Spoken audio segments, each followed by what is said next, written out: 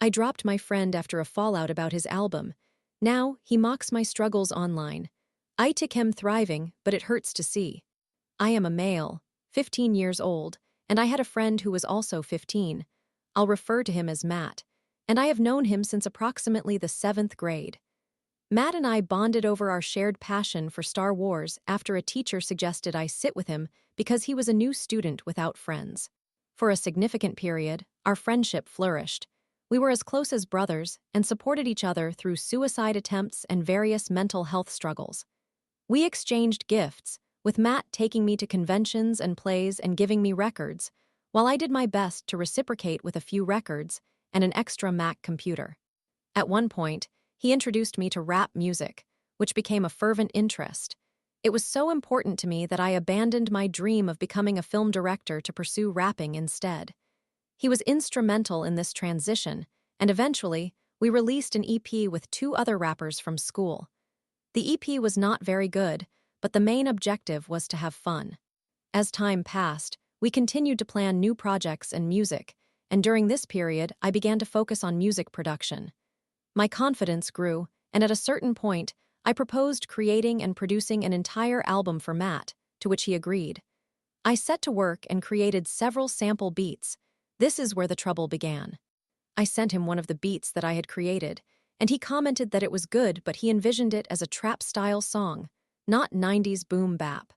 I was fine with making that adjustment until he provided me with a melody he wanted to incorporate. Essentially, it was just him playing an octave on the piano, moving up and then back down. I was not enthusiastic about it, but I agreed to try and make it work, perhaps adding a bit more to avoid it becoming monotonous, as it was barely 2 bars long. He then got upset with me and insisted that I couldn't alter it whatsoever. I reluctantly accepted this and attempted to work on it in the digital audio workstation. However, it just did not sound good. The repetitiveness was tedious, and listening to it repeatedly was becoming tiresome. I approached Matt again and explained that I wasn't enjoying the melody and wanted to discuss alternative ideas. He simply replied with womp womp, stating that it was his album, which I had created entirely for him, and I had to comply with his wishes. I made another effort to discuss the situation, but he continued to be difficult, asserting that I had no authority in the matter. This frustrated me, prompting me to declare that I would no longer work on the album for him and that he needed to stop being unreasonable. He retaliated by claiming I was a jerk for attempting to alter his vision and insisted that I ought to just produce it in the way he desired. He further criticized me for supposedly exploiting our time together to hang out, showing him things when he wanted to focus on recording, and for disparaging the music he enjoyed, which I admittedly do tend to do without thinking. At the end of his tirade, he issued a threat, indicating that I shouldn't mess with him. Matt has always claimed he grew up in a rough neighborhood and was involved with gangs, but I always thought he was exaggerating to seem tough. A few hours later, I returned to apologize, feeling that I was in the wrong and should simply follow his wishes since it was his album. However, when I expressed that I felt I should apologize, he retorted, "Okay then, do it," which offended me. I paused and said I would address it later, now just as irritated as I had been initially. After spending more hours deep in thought, I felt compelled to sever ties with him, believing that what he had said indicated I was harmful to him, and that it would be better for both of us if I distanced myself to prevent causing him further pain. Although my thoughts felt a bit irrational, I was quite depressed at that moment and had not taken my medication that day. As a result, I texted him to ask if he wanted any of the items I had given him back. After he declined, I said goodbye. However, he halted me, confused, and asked what I was doing. I informed him that I was ending our friendship because he had clearly indicated that I was detrimental to him. His response was essentially an acceptance without any effort to change my mind. I hesitated, unsure if I was making the correct decision, and asked if my contemplation of ending our friendship had ruined our bond. He replied affirmatively, and at that moment, I knew I had to let him go. Fast forward to the present, I am involved in choir and have formed many new friendships with individuals who share my passion for music. One of the girls in my class has been an incredibly uplifting presence in my life, and I have developed feelings for her. I have been focusing on self-improvement, honing my musical skills, and losing weight, but I still struggle with depression. It has escalated, and my lack of self-control and absence of someone to confide in have led me to vent occasionally on my Snapchat story, often criticizing myself and expressing thoughts of self-harm. Yesterday, I had my first concert with the choir, which went relatively well. However, I felt extremely down that night and struggled with anxiety, feeling unworthy of approaching the girl I liked. This culminated in a mental breakdown. When I got home, I felt utterly miserable, cried during one of the songs, and found it difficult to engage with the girl because I was so lost in my thoughts. I then posted on my story a simple remark: "What is wrong with me?" Today, after waking up late and missing school, I checked my choir bulletin and discovered that the girl had been accepted into the highest choir class for the next year. I was thrilled and congratulated her. Her simple thank you completely lifted my spirits, even though I still felt a lingering sadness. To express my feelings, I turned to Snapchat and posted about how chaotic love is, noting its incredible ability to evoke two entirely different emotions within a few hours. Shortly after, Matt shared a story saying, "Shut your bipolar ass up." I attempted to ignore it, but it weighed heavily on my mind, prompting me to post a quote from Eminem's song Bad One, joking about someone forgetting their medication and how M can always blame Shady when he offends people. A little later, he responded with a random quote from Baby Keem, implying that everyone is just laughing at me. In response, I shared a simple piece of advice, emphasizing the need to disregard haters, as they are often projecting their own struggles. That marked the last time I mentioned him at all, but he subsequently accused me of using him to gain various benefits and abandoning him at the first sign of trouble. I then shared a post about my music, saying I intended to utilize YouTube beats while enhancing my production skills to maintain the sharpness of my writing. Matt reacted by claiming I was not working on anything and that I had always been talentless, stating he had merely been kind to me. A couple of hours later, my fluctuating emotions reminded me that I felt unattractive, so I posted about it, simply stating my perceived ugliness. He responded to that by telling me to be quiet and making disparaging remarks. This has been the most recent development. I fear that I may have behaved poorly by ending our friendship and antagonizing him on my story with the Eminem quote, and I am no longer sure of myself. It pains me to witness someone who once meant everything to me act in this manner. Am I the one at fault for my actions? Story 2. Navigating a rocky relationship with my boyfriend while battling family trauma and my own issues, I find myself torn between wanting support and enduring his outbursts. Can I help him while still caring for my own needs, or is this just too much? I would like to express two things before you.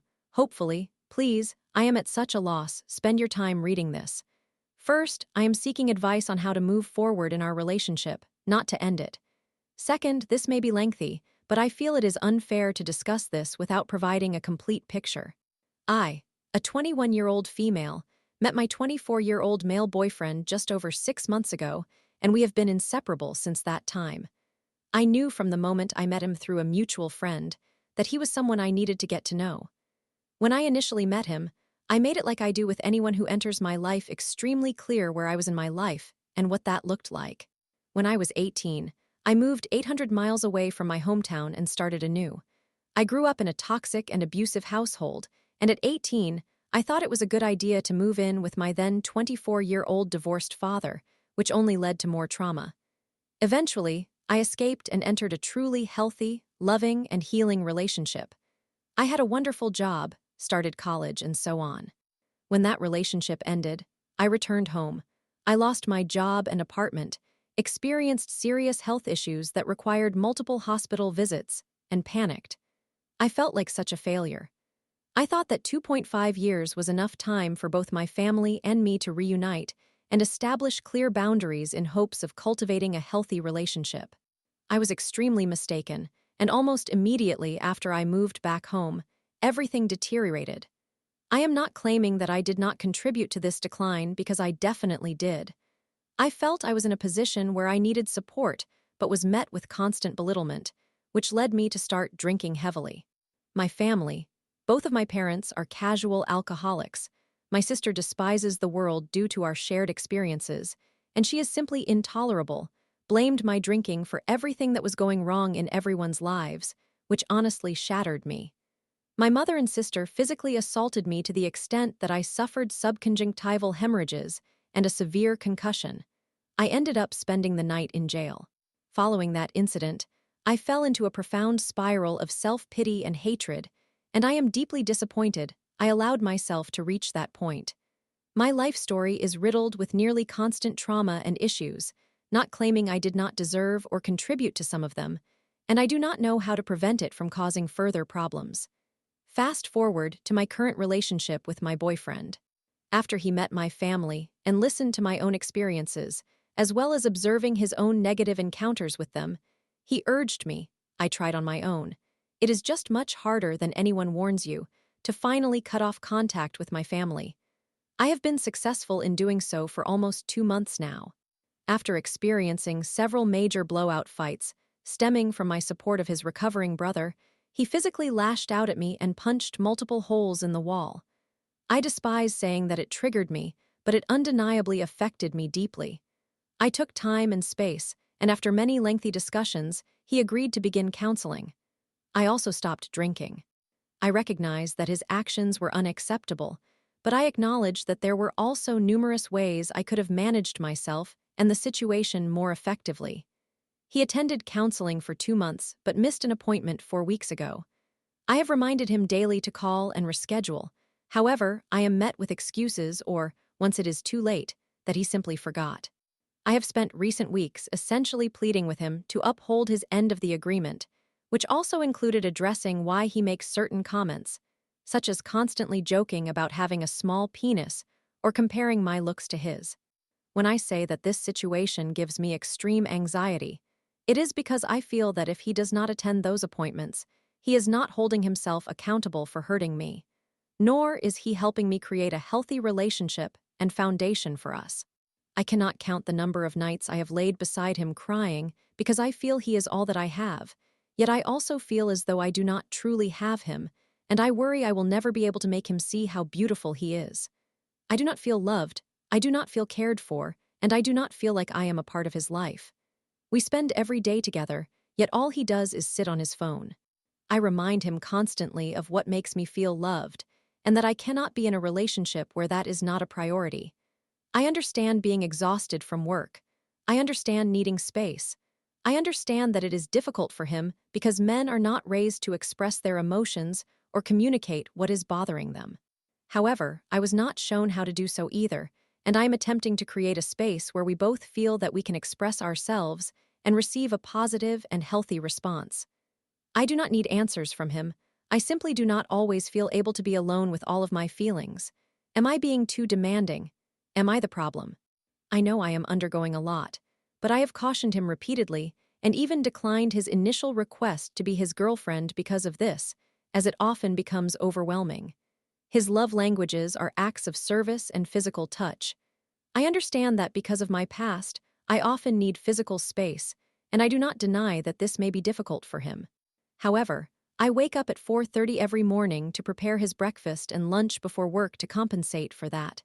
His little comments and jokes about himself and our relationship are beginning to weigh on me, on top of everything else. I fully understand having self-esteem issues, which is why I advocate for us to reassure each other more, as I know both of us need it. Having said all this, there are so many things he has done for me that make me feel selfish and like I am being unreasonable for thinking our relationship is not enough. I missed our second date because I was hospitalized for having a seizure and he showed up with flowers. Every time I have been hospitalized since we began dating, he has been there without fail. He surprises me with small gifts and insists on going to the store for me whenever I need anything. He is incredibly attentive and caring when I feel unwell or sense an episode coming on. I would never consider anyone with medical issues to be less than or less deserving, but living through this, I know it can be a burden. I understand that no one wants to deal with it, yet I also know he was aware of this aspect of me before entering our relationship. I am extremely confused. I am torn in every direction. I do not know how to approach any of this. If you made it to the end, thank you very much for caring. I know this has been back and forth, but I hope I conveyed my point somewhat clearly, and honestly, if I did not, It was somewhat therapeutic to type this all out. Perhaps I just need reassurance or a better therapist.